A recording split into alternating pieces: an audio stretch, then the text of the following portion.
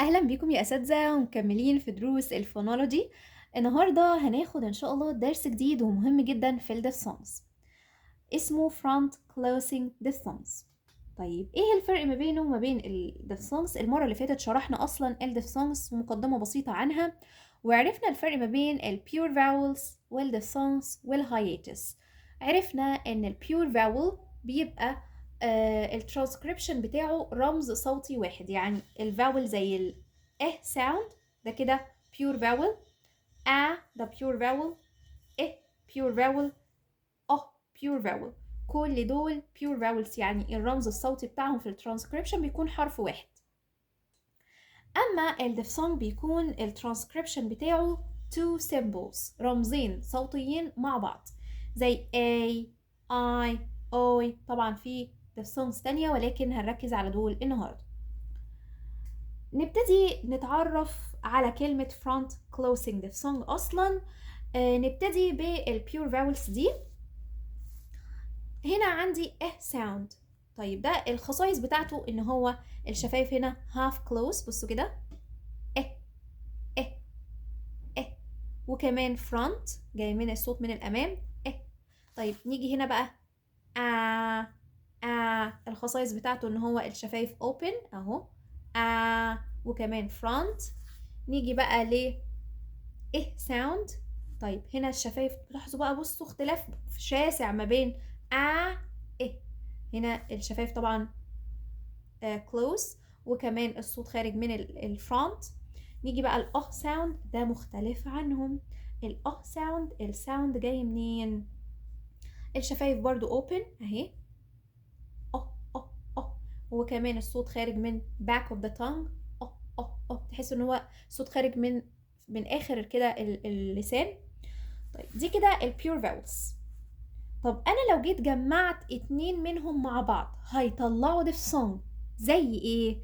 تعالوا كده نبتدي مثلا نشيل دول كلهم ونبتدي ب مع ساوند. فين اهي، دول كده عملوا لي صوت لاحظوا كده اي اي عملوا صوت ديفثونج طيب الحروف غير الأصوات زي ما اتفقنا، احنا بنتكلم على الساوند A. طب ده ممكن يخرج من حروف ايه؟ ممكن يخرج بقى من حروف A Y، ممكن A I، ممكن A مع ماجيك E، ممكن E I زي كلمة 8 مثلا، ممكن حرف A بس يطلع لي A. طيب يبقى ده الديفثونج A. تعالوا نشوف أمثلة ونعرف الفرق ما بينه وما بين البيور فاول. هنا مثلا عندي كلمة late. الترانسكريبشن بتاعها اهو A late. paper أو بالبريتش accent paper. تمام. عندي sail trade اهو كده، ده الديفثونج A. طيب نيجي بقى نعمل كده مقارنة ما بينه وما بين الشورت فاول يبقى late، أو البيور فاول بقى let. paper pepper. بص sail sell tread. ده الفرق ما بين الديفثونج والبيور فاول. ترانسكريبشن طبعا ملاحظين هنا رمزين وهنا رمز واحد. طيب ده كده بالنسبة A، وقلنا ان هو front closing diphthong من الخصائص بتاعته. طب نيجي بقى للديفثونج I. طيب دوت مكون من صوت A و A مع بعض. الديفثونج ده مكون من صوت مع مع اهو. طلع لي صوت ايه؟ طلع لي صوت I. I.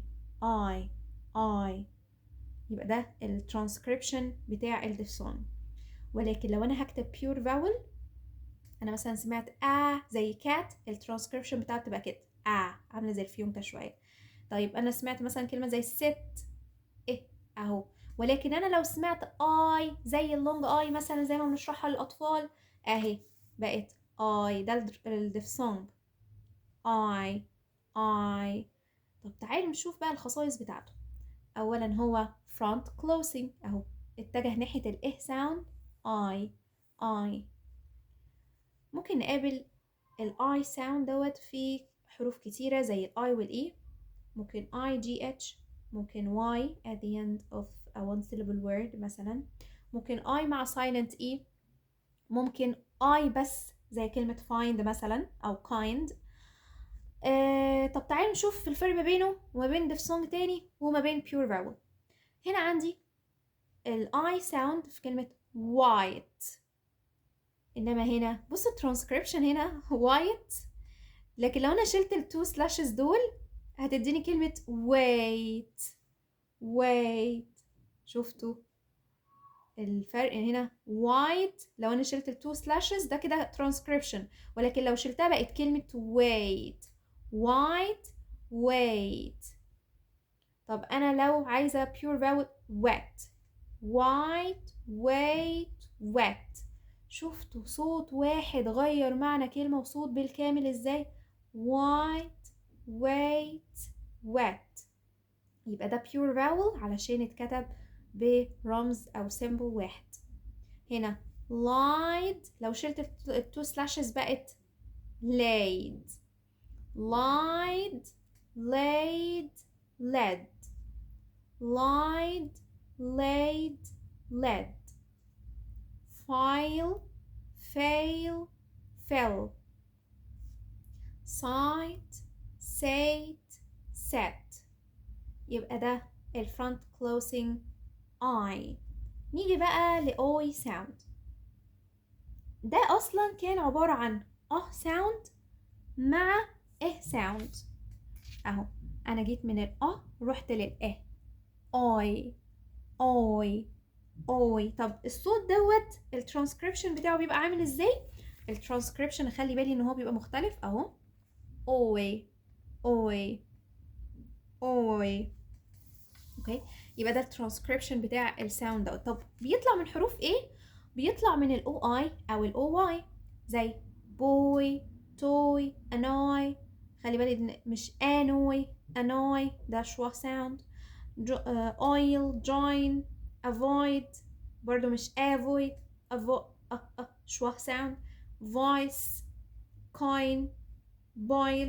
يبقى ده كده الدفثونج away. يبقى النهارده اتكلمنا على front closing diphthongs. عرفنا الصوت، عرفنا الترانسكريبشن بتاعه، عرفنا الفرق ما بين الدفثونج و البيور vowel. وبكده نكون خلصنا النهارده الفرونت closing diphthongs. اتمنى يكون الشرح واضح وسهل. ما تنسوش تتابعوا باقي الحلقات على قنوات ايزي انجليزي سواء فيسبوك او يوتيوب او تيك توك. ما تنسوش تعملوا لايك وشير وفولو لبيج ايزي انجليزي. ولو عندكم اي سؤال اكتبوه في الكومنتس وهرد عليكم ان شاء الله. تنسوش لايك وشير وفولو لبيج ايزي انجليزي. باي باي.